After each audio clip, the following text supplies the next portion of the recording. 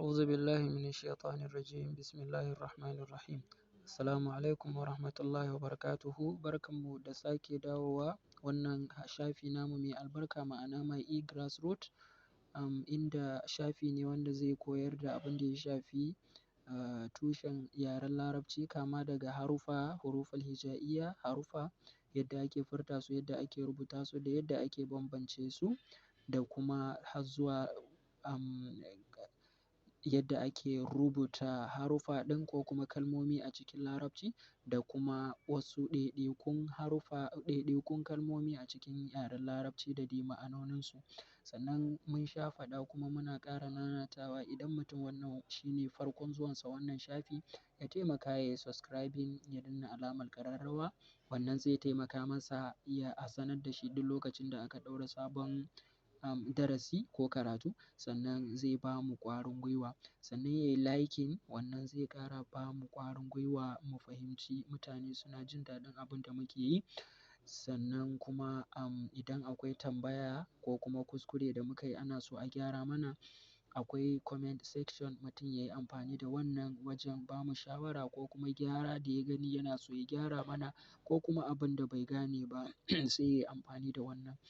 Ba mu gushe ba muna cikin darasi na farko ma'ana ad-darsul awwal inda muka karanta wasu harufa na huruful hija'iyya tun daga alifun in ba mu manta ba mai karatu in yana bin mu yadda ya dace mun tsaya a harafi na shinun inda muka karanta harafi na sinun da kuma shinun muka yi bayani akan ɗaya yana da ɗigo ɗaya kuma bai da ɗigo.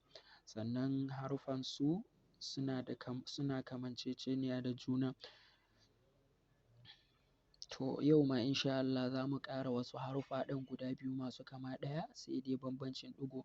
Sannan za mu ɗan maimaita abin da muka fara na harafin sinun da shinun domin in ba mu manta ba muna cikin karatu wancan karo aka ɗan samu tsaiko karatunmu ya yanke. In sha Allah za mu ɗan maimaita sinun da shinun sannan kana mu ɗaura da sadun da kuma dadun ma'ana harufanmu guda biyu na yau kenan.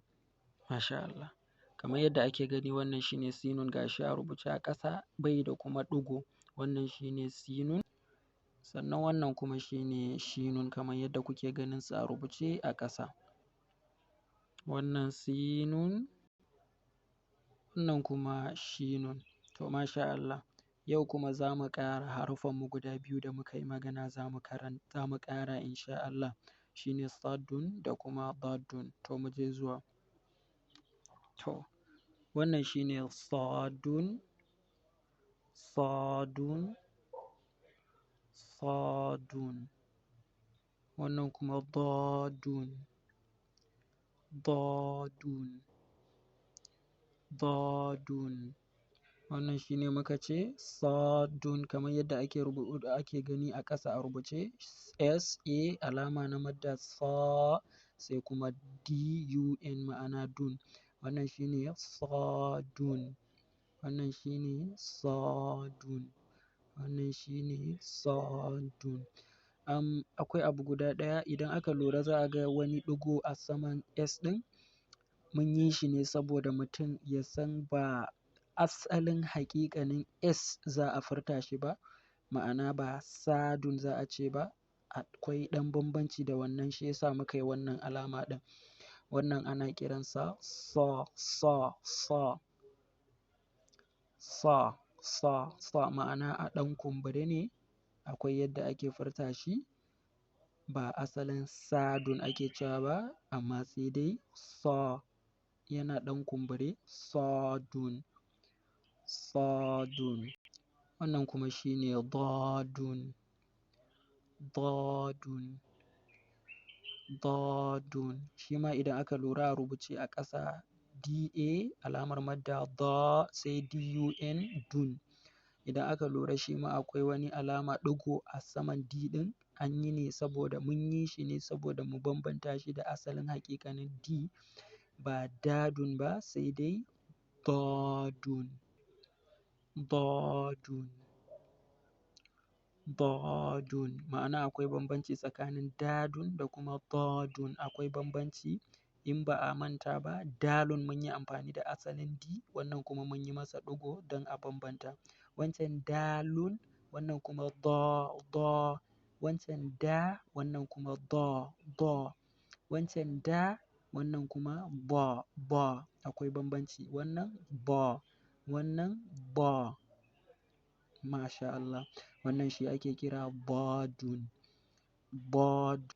Wannan shi ake kira bodun.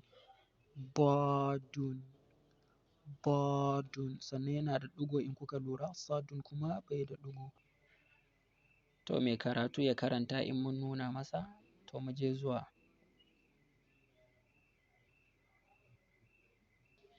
Masha Allah. Wannan muka ce shi ne sadun, bodun, sadun, bodun.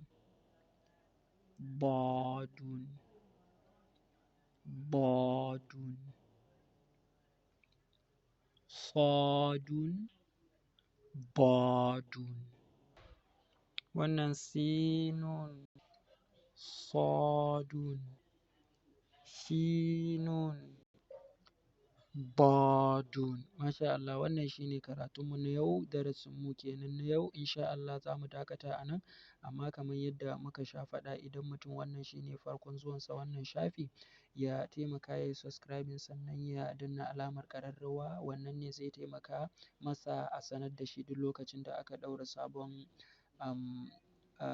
shiri, ma'ana darasi kenan. Sannan idan akwai abin da mutum bai gane ba, zai yi amfani da comment section, ko shawara ce mutum yake da ita zai iya rubutawa a comment section, ko gyara ne yake so ya mana a bisa wani kuskure da muka yi, zai yi amfani da wannan. Kada a manta a yi liking, wannan zai ba mu ƙwarin gwiwa mu fahimci abin da muke yi yana taimakawa matuƙa, mutane kuma suna jin daɗinsa. Sannan subscribing kuma yana da matuƙar muhimmanci a gare mu da kuma shi mai karatu, saboda wannan ne idan ya yi subscribing sannan ya danna alamar ƙararrawa, za a ke sanar da shi duk lokacin da muka ɗaura darasi a wannan shafi namu My eGrassroot.